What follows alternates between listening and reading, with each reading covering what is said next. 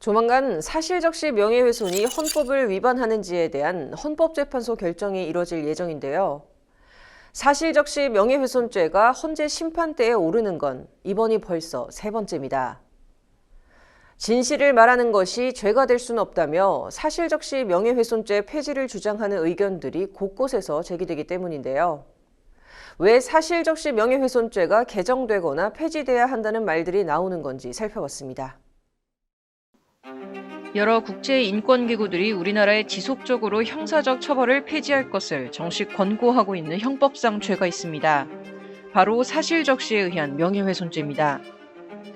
UN 시민적 정치적 권리위원회 소속 호세 산토스 파이스 위원은 명예훼손의 범죄화가 개인의 명예를 지키기 위해 필수적인 방법은 아니라고 생각한다고 밝힌 바 있습니다. 또한 한국인 최초로 해당 위원회에 선출된 서창롱 위원도 국제인권법에서는 기본적으로 명예훼손을 형법으로 처리하는 것을 하지 말라고 권고하고 있다며 거기까지 가서는 안 된다는 것이 국제법의 입장이라고 말했습니다. 대한민국에서 사실적시 명예훼손 관련 문제가 제기된 지도 벌써 10년. 관련법인 형법 제307조 1항과 정보통신망법 제70조 1항은 한 번 훼손되면 온전히 회복하기 어려운 특성을 가진 개개인 명예를 지켜주고자 만들어졌습니다. 그러나 법적 처벌만으로는 문제를 해결하기 어려운 사건이 공론화됐을 때 가해자가 피해자의 입을 막는 구실로 악용된다는 지적을 받아왔습니다. 즉, 피해자가 자신의 피해 사실을 알리는 행위까지 처벌해 피해 구제 가능성을 가로막는다는 말입니다. 사실적시 명예훼손죄는 일단 다른 사람의 명예를 훼손할 수 있는 표현이라면 그게 진실인지 허위인지를 불문하고 모두 형사처벌될 수 있는 행위로 만들어버린다는 것이 문제입니다. 미투운동, 갑질폭로, 학폭폭로처럼 힘없는 개인들이 자신의 피해 사실이나 진실을 밝히면서 가해자와 사회의 경각심을 불러일으키고자 하는 일종의 사회고발 활동이 심각하게 위축될 수밖에 없다는 것. 최근 양육비 위지급 등 공익을 내세운 폭로가 일종의 사회운동으로 받아들여지면서 사실적시 명예훼손죄의 위헌성 논란은 갈수록 관심을 받고 있습니다. 사실적시 명예훼손에 대한 반대의 목소리는 이곳저곳에서 터져나오고 있습니다.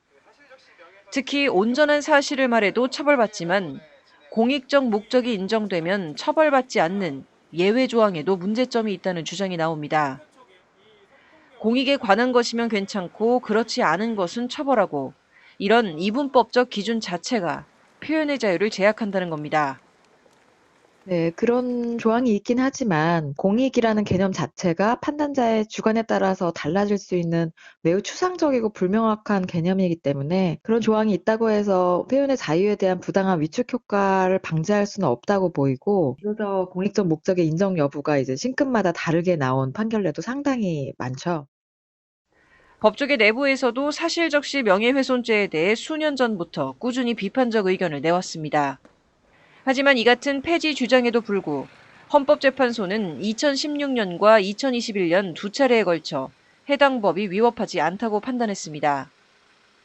헌재는 오늘날 사실적시 매체가 매우 다양해짐에 따라 명예훼손적 표현의 전파 속도와 파급 효과가 광범위해지고 있다며 심판 대상 조항은 공연히 사실을 적시해 타인의 명예를 훼손하는 행위를 금지함으로써 개인의 명예, 즉 인격권을 보호하기 위한 것이므로 입법 목적의 정당성이 인정된다는 이유를 들며 사실적시 명예훼손죄에 대한 합헌 결정을 내렸습니다.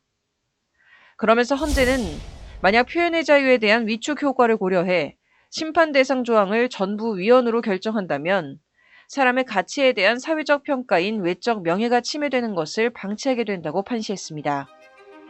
표현의 자유와 인격권 보호 중 어느 게 우선돼야 할까? 이따른 헌법재판소의 합헌 결정에도 여전히 사실적시 명예훼손을 둘러싼 논쟁은 계속되는 가운데 이번 세 번째 헌재 판단에 이목이 집중되고 있습니다. 법률방송 신세아입니다.